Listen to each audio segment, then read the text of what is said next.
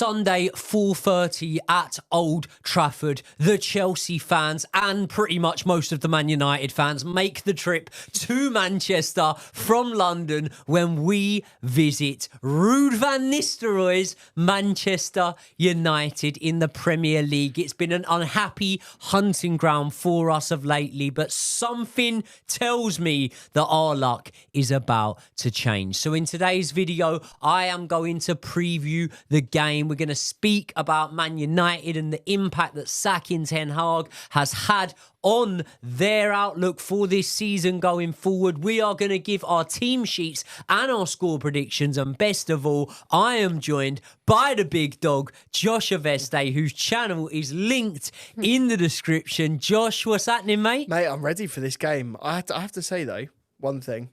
I'm a bit nervous. I'm a lot more nervous than I was. Yeah, it's not looking good.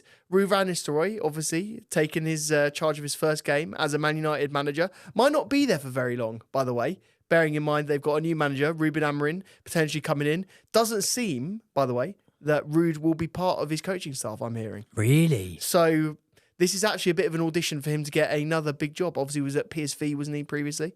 So, yeah, we'll find out how good he is as a manager in what is really his first big test. Because I wouldn't have said a Leicester B team was particularly concerning for what was a Man United A team. Agreed?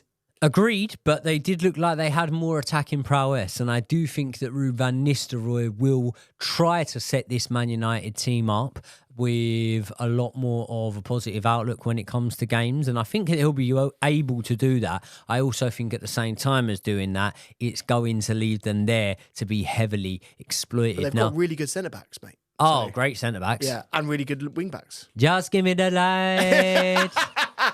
Put that Just clip give me in. the light. Put that clip in, please. Faster butter coffee menu. Just give me the light. Yeah, Who great. sang that? KG. KG. Not Sean Paul. KG. Shout out to KG. Shout out KG. My favourite Man United fan. Mate, I tell you what, if we beat them, if we beat them, KG will be getting, I would say, around 200 to 300 calls from me. How many calls did you make to KG the last time they lost in rather embarrassing fashion? Oh, mate, I drunk called him about 45 times. He might have blocked you. He blocked my number in the end. KG, you wanker. He blocked my number.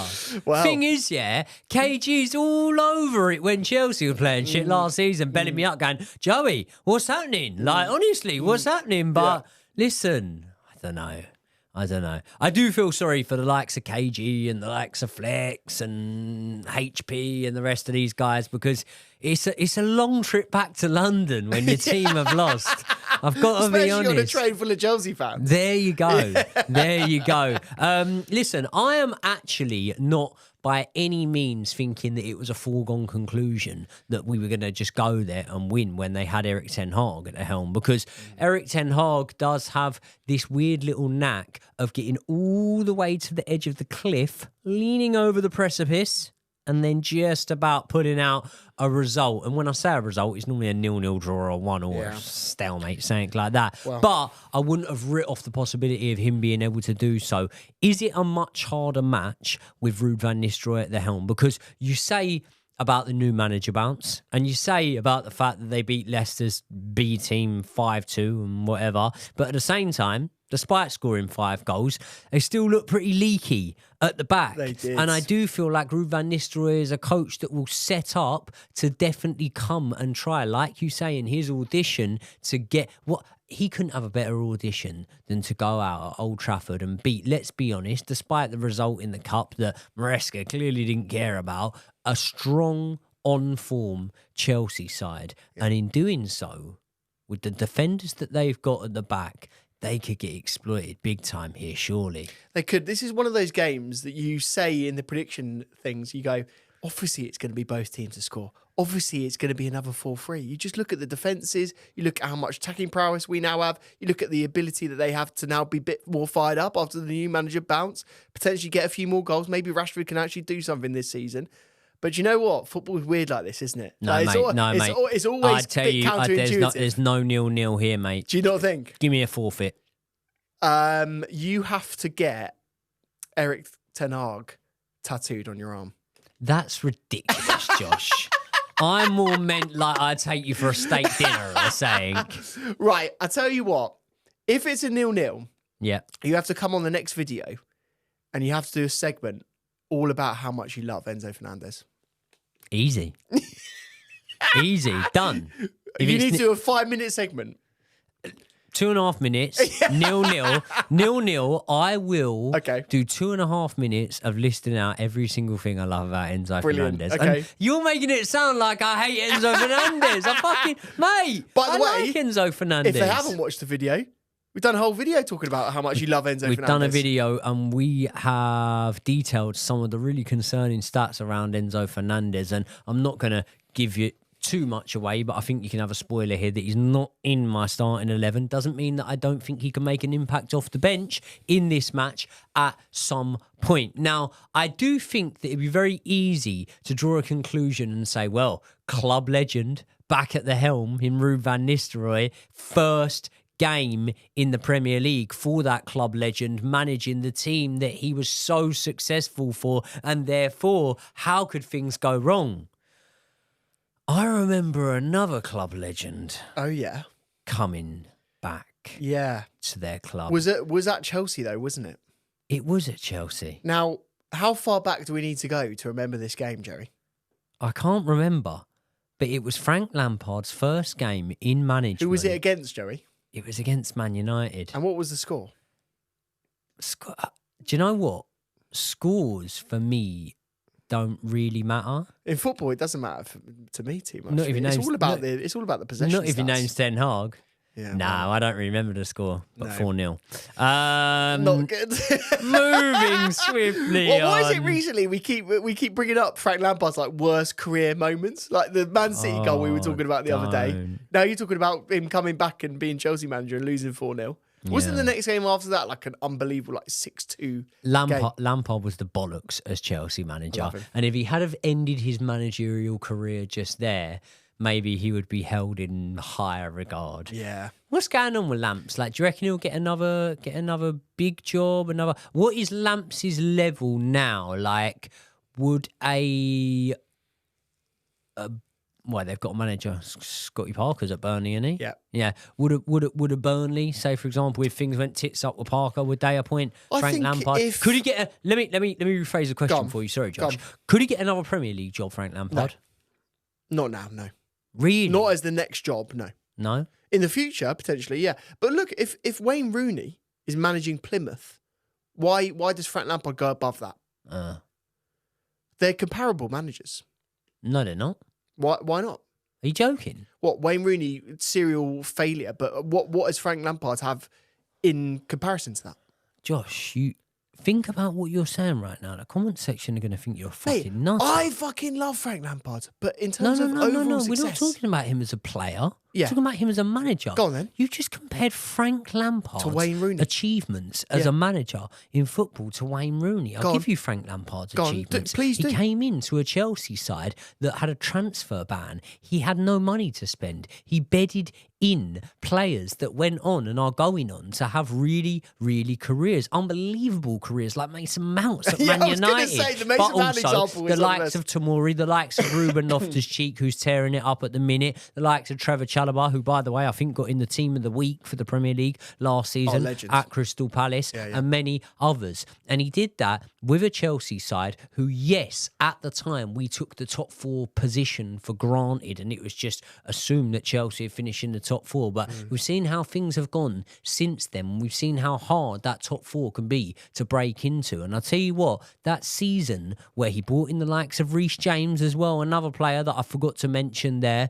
he did some great work that set us up well for the future. But not only that, he delivered what at the time was the minimum requirement for Chelsea Football Club because of the standards we had. And he got a top four finish out of that team. And you can say, well, they always finished in the top four, and you'd be right. And they didn't come anywhere near a title challenge, and they got beat 4-0 by Man United. But what Frank Lampard did in management, is not even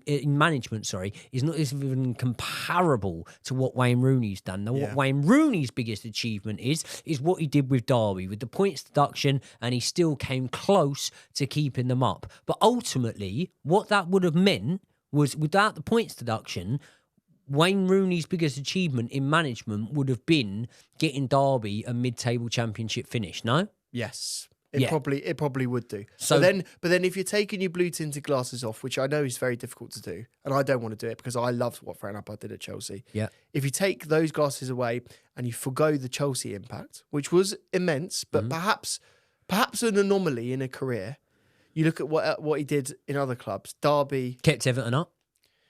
But probably by the skin of their teeth, eh? By the skin of their teeth, but you'd rather stay up by the skin of their teeth than not stay up. Talk about club legends. Talk about club legends coming in and whatever.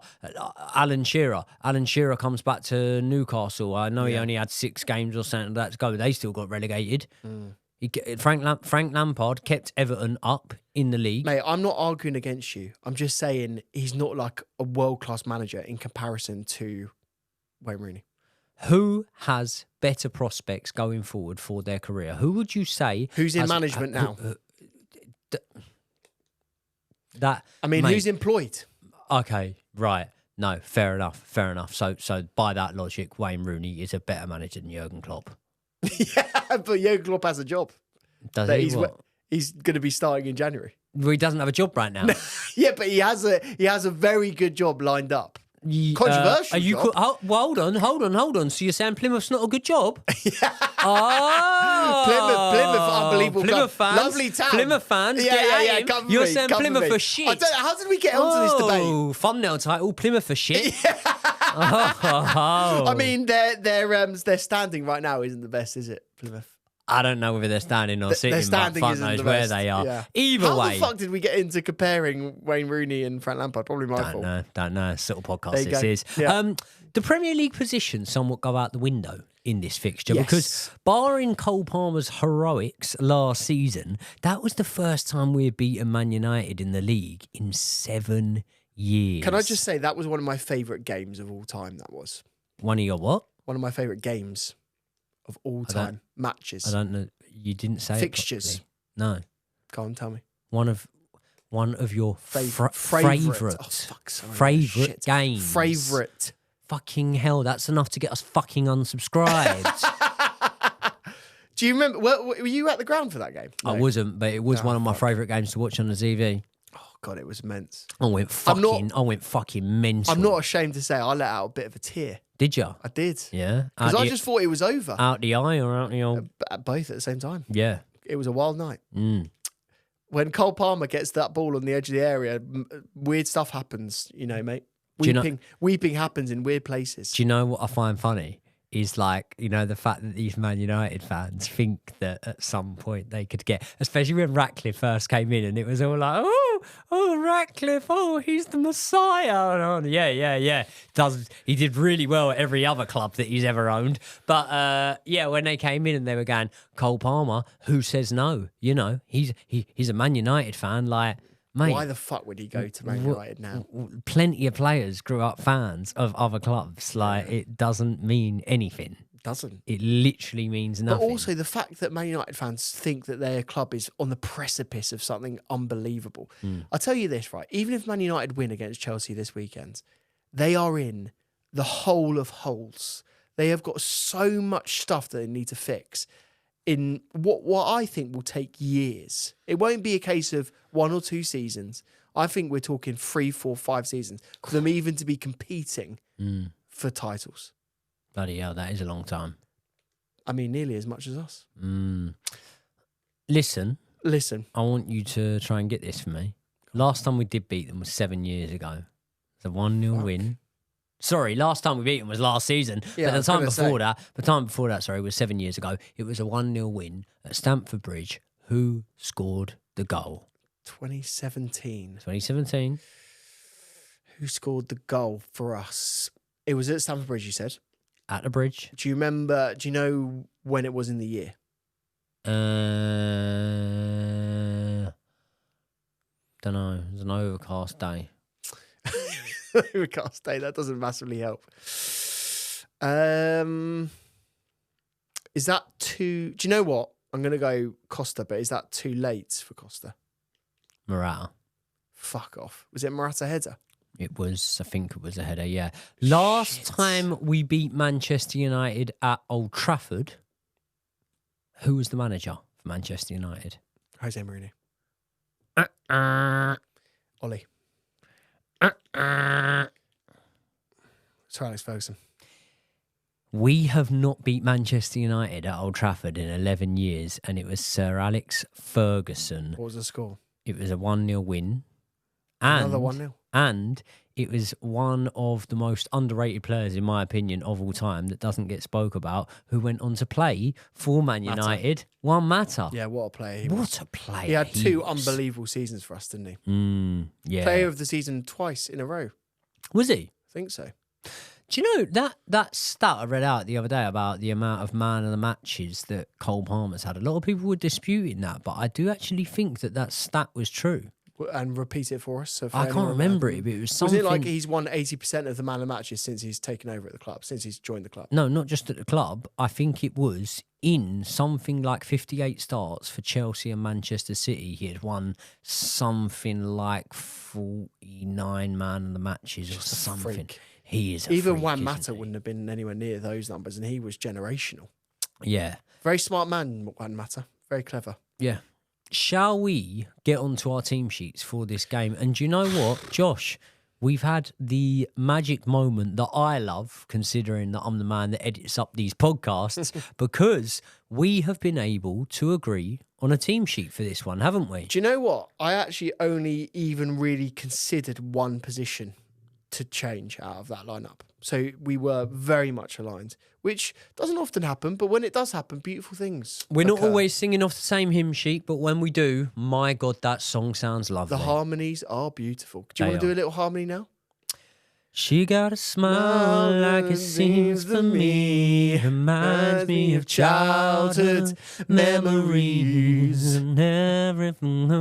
Can I just do this bit where it goes, ah, ah, ah, ah. And What if a you movie. do want more singing, Joey and I are considering a karaoke channel. And so just comment in the comment box below, start karaoke channel. Step Brothers, would you say that was the last great movie of that era of I would say films? that was the only great movie of all time. No. There are so many more. Oh, no, there are. But But when you put your balls on a drum kit, Yeah. don't fuck around. You don't fuck around with another man's drum kit. You don't. I tell you what, I'm going to say, this might be really I've controversial. got a really important question after This you might say be really this. controversial. I think that Wedding Crashers might be better than Oh, Step you're a Brothers. disgrace. There's going to be so many people that hate you for that. I've got a question for you. Yeah, but what you got to remember is I'm personal friends with Vince Moore. You do know Vince. Yeah. Yeah. Me and Vinny You don't go on about it. No, me and Would Vinny. you say you're better friends with Joe Cole or Vince Vaughn? Probably Vinny, as I've spent a bit more time with him recently. Okay. Vinny is Vince, by the way. I couldn't Yeah, get it. yeah. What about Joe Shields? How does he rank in the pecking order? Someone actually commented the other day saying, "Hey lads, it's Joe Shields here." yeah, but which totally was him. Definitely weren't him. My question to you is bunk beds. Yep. Would you rather be top bunk or bottom bunk? Well, listen, I've watched a lot of 60 Days In. Would you be top bunk or bottom bunk? I would 100% go top bunk. Yeah. Main reason is what happens in Step Brothers. Oh, it collapses. yeah. Yeah, but that's because they weren't like prison bunk beds. They weren't manufactured. No, right. but it could happen. There was absolutely no PPI going on in that scene. in Step But that Brothers could happen. whatsoever. That could happen. Yeah. You always go top bunk. A lot of people don't want to be in the top bunk though. Yeah. You know when you're in prison. Yeah, well, not personally, no. But But when you are in prison, like obviously I've watched show 60 Days In and whatever. Like how do you go about when you need a bash? Yeah. a Tommy Tank. When you need a Can Tommy you think of tank, any more euphemisms? Tommy Tank. polish a rocket, Keep going. pet the snake, Keep going. knock one out. I think we could do this all day. But when you need to, yeah. You've just got to basically say to him, you got to wait for the other geezer to be asleep. No way, because then it's even weirder almost.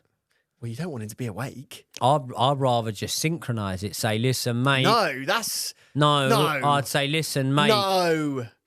Well, what else am I going to do? What was if you finish last? He's pouring his kettle pot noodle and whatnot, and I'm just absolutely smashing one out. You wait until he's drifted off snoring, and then you can be free. Yeah, but I don't want to schedule in a wank for 3 a.m, mate. You've got to. I want to go when the moment takes me. When all of a sudden, I think you'd struggle. And to be honest, if I was in Wandsworth, I wouldn't even need to have a wank because I'd just be hanging out the back of that prison guard. I wonder what she's up to now. Look up HMS Wandsworth if you haven't already, and give yourself a treat. I wonder what she's up to now. She's probably in HMS Wandsworth. Funny, I went and handed myself in for tax evasion, speeding, fraud, not wearing a seatbelt, wearing fake clothing, and the lot. I was down there. Take me up and lock me up, take me to Wandsworth, if that's what goes on. How annoyed would you be, by the way, if you did all of that stuff and then they sent you to, Brixton?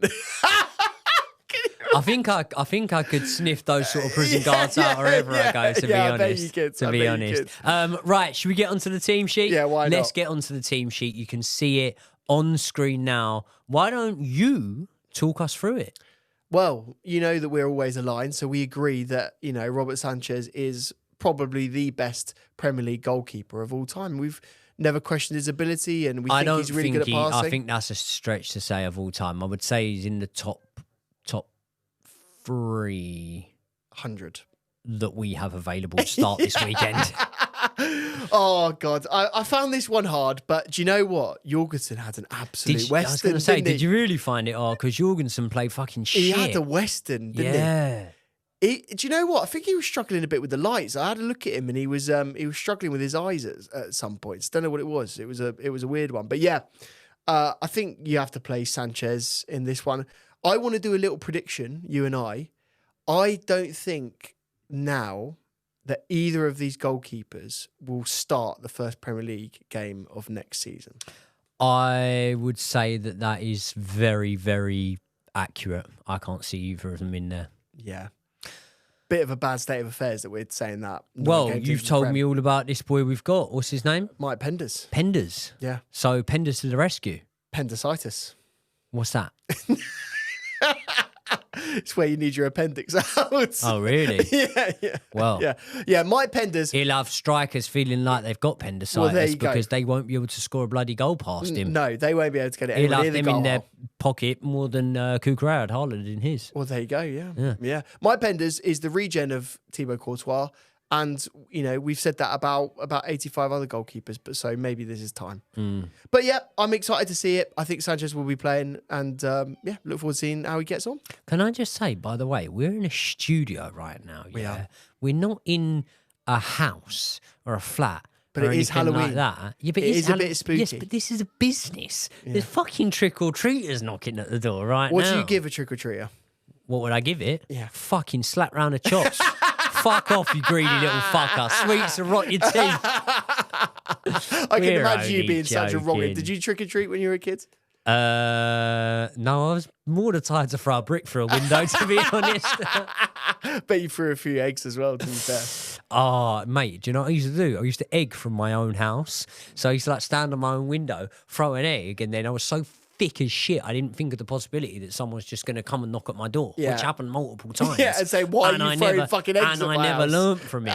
I was an awful kid, man. I've Egging, learned that. Graffitiing, violence. Oh, I was fucking... I'm glad we met in our later years. I don't think I would have been friends with you in early life. No, I don't think I could have dealt with the heat. No.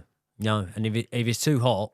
Get out of the kitchen. Get out of the kitchen. Do you know who I think was a pretty well-behaved kid? Who? Reece James. Reece James was not only a pretty well-behaved kid, he was a pretty good-looking kid because Reece James is an absolute people do salt, say I look similar to Reece. There you go, and that's why I say it. So Reece James starting at right back for us. Fofana and Corwell, obviously, as the centre-back pairing. Do you think his knee is going to be okay? Yeah, I think it'll be fine. Yeah. Simple as that. Don't worry about it. Yeah, okay, fair enough. I mean, it was strapped more than I've ever seen a knee strapped in a Premier League game. Yeah, I think he'd be all right. Tosin played the full 90, didn't he? So I got some howlers about my Buddy Shield comments. I said, maybe Buddy Shield would be the one I would bring in next off. Yeah, he was shit. Do you know what? Like, my painkillers are really, really You strong. can't blame the painkillers your whole life. Do you know what it was? No.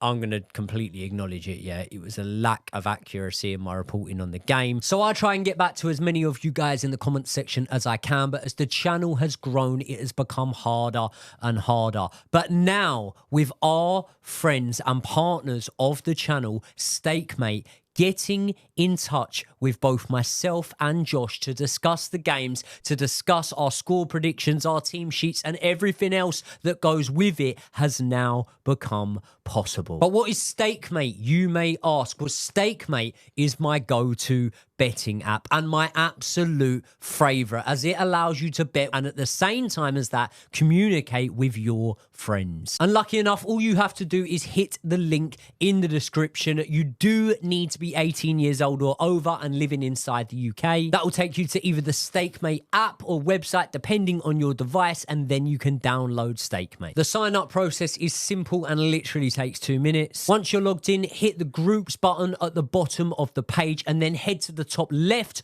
of the page where it says invite code and type in the code JOEYK, all caps. Then you will be a fully fledged member of the Joey Knight squad, where you can feel free to ask questions, give your score predictions, and even suggest bets for us to put on the games. Every single week, I am going to slap on an ACCA that I am hoping to win, and if you want to, you can even copy that one yourself. So for this week, in my ACCA, I am going to go with Arsenal to beat Newcastle. I am then going to go with Villa to beat Spurs. Of course, Chelsea to beat Man United and Liverpool to beat Brighton. And by just whacking on a tenner, I return over £190. And then what I'm going to do is I'm going to copy that bet. I'm going to put it into the Joey Knight squad channel, and you lot can either copy it or you can rip it to shreds. And not only will you have the opportunity to chat with both myself and Josh, when you sign up to Stakemate for the first time, you will get £20 in free bets once you spend your first £10.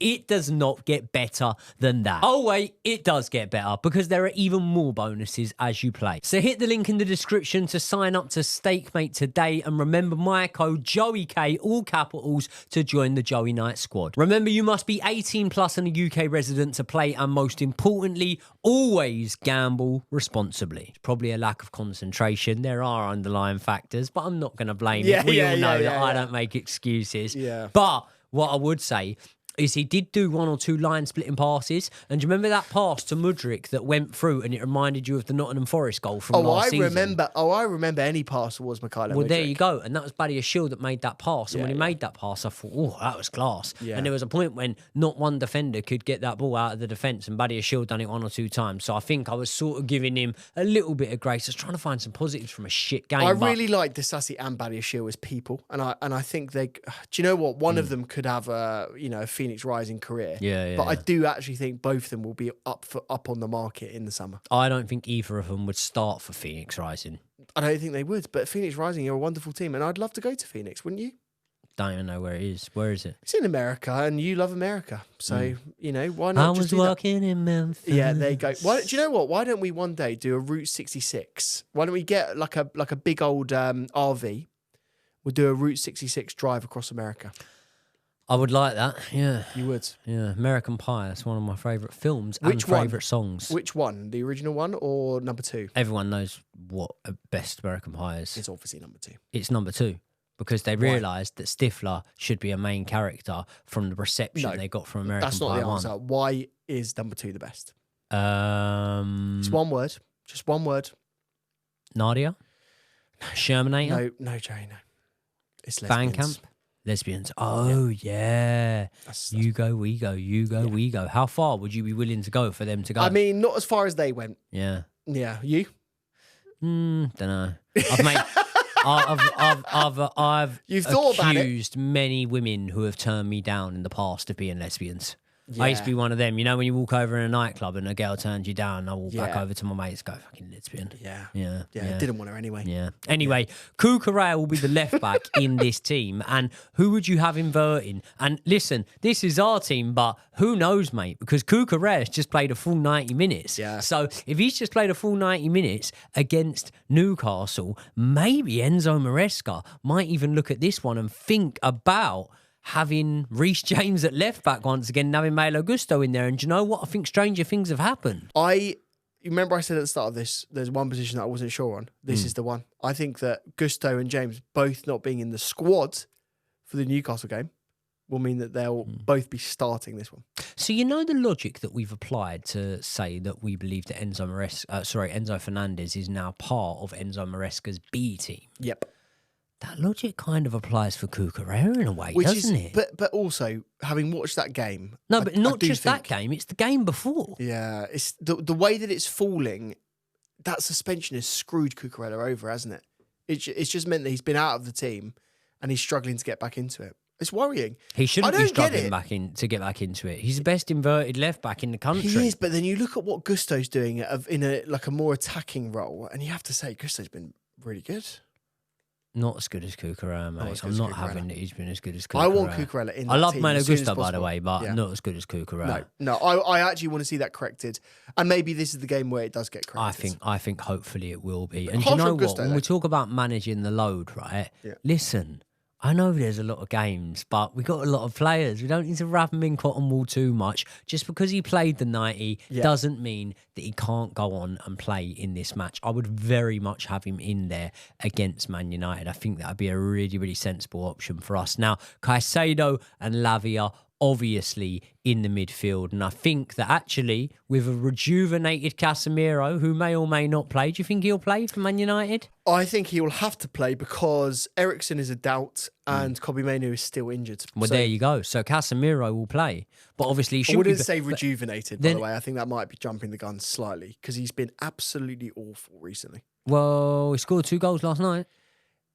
We always need to caveat this. They played their first team against Leicester, newly promoted Leicester's B team. Leicester took points off Spurs. B team. No, they didn't beat him then. They took points off them. The Leicester B team. Listen. Man United should be beating the Leicester B team 8-0. Do you know why I think Shouldn't Casemiro's all right? Go on then, yeah. Because I want Jamie Carragher to be wrong. Fair enough. Well, if that's not a good reason, then I don't know what it is. Leave the football before the football leaves you. Leave the punditry before the punditry leaves you. Jamie Carragher. Can I just say, before we move on from the midfield, I love these two. Caicedo and Lavia. Legends. It's looking great, isn't it? It's looking absolutely brilliant. Can I just say, Lavia, how much was he? It was about 60 mil, wasn't he? 45 million, Joey. Fuck off. Yeah, he was. Oh, man. He's fucking brilliant. Yeah. What a And player. Caicedo's worth every single one of those pounds. Do you know that what we I'm go really for. looking forward to? Go on. Lavia's first goal for Chelsea. yeah. Because you know what it's going to be, don't you? It's going to be a thunderbolt. It's going to be a And it might screamer. not even be in the corner. It might be straight down the middle, but it's just going to be too fucking powerful. I think for it's the gonna be keeper to stop. Essien-esque. And I tell you what, do you know what? This is the game to do it, if any. Because if I'm looking up and I'm looking at Onana, that's the man I want to be shooting against. Oh, God, yeah. He is not good. He's not the best goalkeeper, no. No. But they love him. Edwin van der Sar, by the way, absolutely loves him. I saw a little clip the other day of Edwin van der Sar ranking goalkeepers, and I think he put Onana over Buffon. Edwin van der Sar would love him because he knows that as long as he's there, there's going to be no debate of a number one goalkeeper true. being better than himself. And it'd be very, very hard to do that either way. Now, we move on to the front three. And here's where there's a little bit of debate, a little bit of talking point. JOEYK, Palmer, Neto. I've got a question before we talk about those players. Sancho can't play, can he? Can he not play? He's on loan.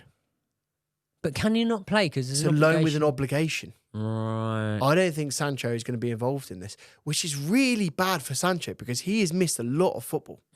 He's not played for a while. But then at the same time, I think with Pedro Neto there, like what I would say is unless they're willing to potentially bring João Felix on and have him on the wing, then we very much have one set game plan for that flank. So disappointed with João Felix. I've been so disappointed with him. We fucked that. 'Cause have you seen how good Meridian is? 73rd minute, right? In yesterday's game, Yeah. João Felix has the option to tap it past Nick Pope. He has the option to take it round Nick Pope. Yeah. It looks like he almost took the option to try and take it round Nick Pope, and in doing so, he completely overcooks his touch and it goes out of play. Had he have scored in that moment then, I think the first thing that Enzo Maresca does, Come. Cole, get on. Yeah. It's 2-1 now, for it. and then we're in for it. Yeah. And then we could take it to penalties, and we've got a guaranteed penalty scorer in Cole Palmer on the pitch. Another guaranteed penalty scorer in Christopher Nkunku on the pitch. You got a pretty good chance, haven't you? Yeah. Robert Sanchez isn't even bad at saving penalties either. So, do you know what? That was criminal. So, what's your thoughts on João Felix so far? I just think he's been so underwhelming. And I have to say, what really concerns me more than João Felix's individual performances is how good Samu has been in Portugal. He obviously went and moved to Porto. We were in for him. In fact, we'd had the medical, hadn't we, where we got incredibly close to signing Samu. And he has scored, I think he scored like 9 goals in 6 games or something ridiculous. Don't quote me on that, but they are insane numbers. I think he got a hat-trick in his Weren't all last 9 game. of them against Man United? They were close. They were close. Yeah. Did Samu have a medical with us today? He got very, very close to signing. Yeah. So what they were saying was he did have a medical. Right. Look, personally, I think that would have benefited Samu. I think it would have benefited Christopher Nkunku. And so the João Felix one made sense at the time in that we needed a player, we needed to help out Atletico Madrid. They needed to then buy Conor Gallagher. Maybe if the cards had fallen another way, we could have kept hold of Conor Gallagher, maybe got Samu as well. And then things would have been very, very, very different. There you go. What somewhat surprised me, and I think it's undeniable, Pedro Neto, I think, has been phenomenal since he's come into Chelsea Football Club. And I think that sometimes when you look at the stats, they can be a little bit deceiving on just how good Pedro Neto's been, because obviously a lot of the time in the Premier League, he hasn't been starting so much. And sometimes he's been the man that's made the ball and got the assist, and that doesn't always register. But Pedro Neto's been phenomenal. His delivery is phenomenal. He is so good off of either foot, and for that matter, either flank, to be honest. What do you reckon his best one is? I would say he's probably best. Mate, do you know, I'm not even copping out here. It's really, really hard for me to decide on that. And I know it sounds like a cop-out, but I'm not. It's really... Do you want my opinion? Go on. I think he's better off the right. I think you could be right. I think you could be right that he's better off the right.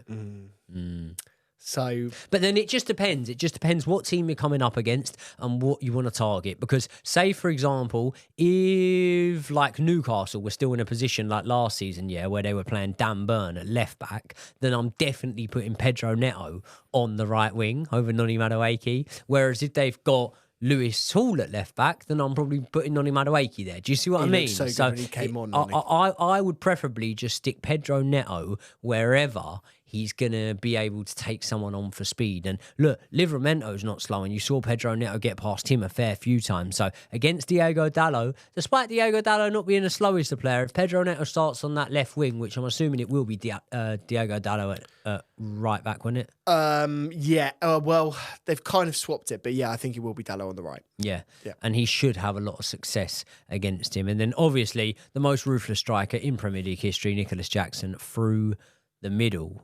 What a legend. That's a good team there, isn't it? It's a very good team. And if that team doesn't get a result, then we're asking a lot more questions. But it should do. Now, can I ask you a question? Please. Who's the most unlucky exclusion from that team? Because you got some big names, right? You got summer signings like João Felix. You got Christopher Nkunku. You got Enzo Fernandez. You got your boy Mikhailo Mudryk, who I'm not going to say is hitting a hot run of form, but is definitely, in my opinion, improving. And when you see a player that's improving, you can almost go, well, keep giving him the minutes because he might keep getting better and better. But then the counter to that is you go, hold on, a game away at Man United where you haven't won in 11 years is no game to be experimenting in, my friend. And therefore, that is why Pedro Neto, without a doubt, should start ahead of him. So who do you think is the most unlucky exclusion on the names that we haven't picked? Based on what we've discussed, I think Gusto, if he doesn't play, will be a harsh one. Yep. I think a lot of people would argue that Enzo could be one that should be in the first team. Ahead of who? Well, exactly. We've heard of Lavia, people would say. People wouldn't say that. I think there are people saying that. Go on then, tell me in the comment section, would you lot put Enzo ahead of Romeo Lavia? I'd love to know. And if you're going to do it, no offence, don't just comment and say, yeah, I'd put him ahead. Comment and tell me why, against Man United, you would rather have Enzo Fernandez in there than Romeo Lavia. Yeah, the only other one that I could mention is, Kiernan Dewsbury Hill. I think Christopher Nkunku. But then he's not getting in the team over Jackson. Has been... Like this is when it comes back to stats being misleading, isn't it? Yeah. Because Nkunku's been really underwhelming. I thought in that Newcastle game he was incredibly disappointing. Mudryk, almost anonymous. I'm not going to say on a plate for him, but when you've seen Nkunku wriggle out of tight spaces like you saw him do against Bournemouth, like you saw him do against Liverpool last season, you were almost certain that when Mudryk went through, cut that ball back, and really, really smart bit of play from Mykhailo Mudryk there. Glad that I've always backed him so much. When he put that ball to Nkunku and he just completely mishits it, you know, it was moments like that and moments like the João Felix moment where I just thought, yeah, we're going out this cup early. I'm waiting and savouring that moment when I can stand at the rooftops, perhaps maybe on the top of Stamford Bridge with a megaphone and just say, I told you so about Mykhailo Mudryk. Yeah, but I'm already starting to say that Mykhailo Mudryk is improving. I think your adjudication of Mykhailo Mudryk may go down in a level close to the Cucurella shout. I don't think nothing can beat the Cucurella shout. No, because he was dead. I said Cucurella was dead and buried. I said I was ready for Cucurella to leave Chelsea Football Club and that he didn't deserve to be anywhere near Chelsea Football Club. You have said similar about Mykhailo Mudryk, to be fair. You've not to that extent. You said you would sell him. I said I'd sell him. Yeah. You said you'd sell him, and you said he didn't have a footballing brain. Yeah. Which, at the time, you could argue Frank Lampard had said it. Yeah. Had Thomas Tuchel said it? I don't know, but at the time, I'm not even going to say at the time I'd argue. I'd say at the time he didn't have a footballing brain. Yeah. And I would say Enzo's that improved Enzo him Maresca so is much. the magic, man. Do you know what? There were a few people saying defensively he looked better. I think he definitely looked really potent in attack. There was one against Emil Kraft where he just basically decided that he knew he was faster than him and just pushed it past him. Had a bad touch after that, which then went out for a corner, but still made the run. And like you say, that assist potential for Christopher Nkunku. I mean, for me... He was our most potent player in that second half. Am I being too far here to say that he was our best player against Newcastle, Mykhailo Mudryk? Who played better than him? I think a couple of people said Tosin. No.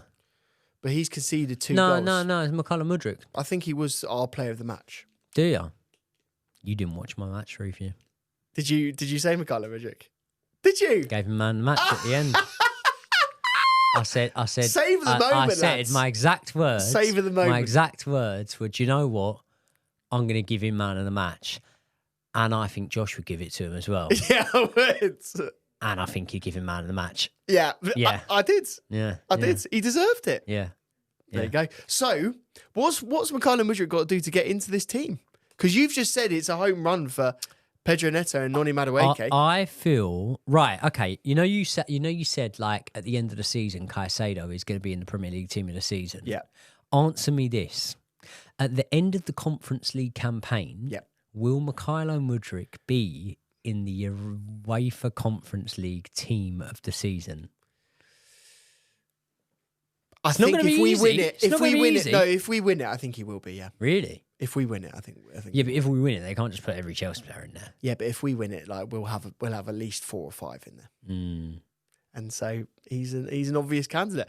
My other prediction, Joey, is that probably not, because he might not be playing in the Conference League. You think you break into that Premier League team, yeah? No, I think Neto and Noni are up there, and I also do think we'll have a resurgent Jadon Sancho when he actually makes it back onto the pitch. Do you think, bearing in mind we will be signing Jadon Sancho, and then bearing in mind we've now got Pedro Neto, who can play on both flanks, but Madueke, Cole Palmer, none of these boys look like they're imminently going anywhere. Like there's not really anyone apart from the obvious, like Chilwell and whatnot, who I'm looking at in our team. Maybe Kane Chukwuemeka, who I'm like, yeah, they're on the move. So do you think that there's a likelihood that despite him improving and upticking in performances, this is actually Mykhailo Mudryk's last season at Chelsea? No, I don't think it will be. Not with the performances and not with the improvements. I think Enzo Maresca will be seeing. But then will he progress. be happy if it stays the same as it is now, and he's performing when given the opportunity, but he's only getting the opportunity in those sort of games, do you think he'll then be happy to play second fiddle? Because it's my belief that next season we are going to be in the Champions League. So if we're in the Champions League, that then means that, again, he might not be playing. We might not be having A team, B team conversations if we're in the Champions League. We're having it because at the minute we're in the Conference League, and obviously the ability, and I'm not just going to base this off one match last night, but the ability isn't the same that we're coming up against. I and think you saw that against Newcastle. What we're going to see more next season, and we're all hoping that we do, and we're looking like we will qualify for the Champions League. If we do qualify for the Champions League, I think we're going to see more rotations in individual games. So, for example, if we end up playing, Real Madrid in the Champions League game, the match before where we play Bournemouth, that might be a game where we rotate a couple of the options. And so rather than having a very clear A team and a B team, I think players will be more interchangeable. And I think, as much as other fans will laugh at me for saying this, I still think that next summer will be another summer of a few players going and a few players coming in. And I think it might be more than we expect on both fronts. Do you remember when Mudryk missed that sitter at Old Trafford? I don't remember any times that Mudryk misses any goals. Yeah, I'll remind you. Lewis Hall breaks up the wing, puts it to Mudryk. Mudryk misses the sitter. We've had quite a few players miss sitters at Old Trafford. Yeah. Fernando Torres. That was an awful one, wasn't bad, it? Yeah. Oh, that was one of the worst misses I think I've seen in Chelsea colours, that one. Yeah. Oh, you've clearly not seen some of my misses. Right, let's have a score prediction for you, mate. Can I just guess what you're going to say? I haven't thought about it yet. Let me 1, 2, 3. Yeah, okay, go. I have got a feeling that you feel that this one's going to be a 2-2 draw. I've actually just said in my head a different scoreline to that. Go on. Do you want me to do my one first? Yeah. I think it will be 2-1 to Chelsea. I think, mate, my head kind of does say 2-2 draw. And that's why I'm thinking it. But fuck it. Let's go 4-2 Chelsea. Yes! Oh, would you put a bet on stake, mate, using 4-2? I would put a 4-2 bet on stake, mate. Oh, we get Chelsea. a lot of money for that. How much would I get? And do you know what? I just looked at my account. I've got £20 free credit in there. So whack it on it. Now I've said it, I should do it because I'd be an absolute idiot not to do it. So what you'll do is you'll put it in the group and then everyone can banter you about what a poor choice that is, because it's actually going to be 5-0. No one will be bantering me, mate, because I will be riding high off the adulation of a Chelsea win at Old Trafford for the first time in 11 years. I will, of course, be live after the match, reacting to it, putting out my video, and then the next day, myself and the big dog will be back in the studio. We'll be speaking about the fallout from the game, speaking about all of the positives and none of the negatives, and you lot are going to absolutely love it. Thanks for sticking around to the end of another video. I will see you all in the next one.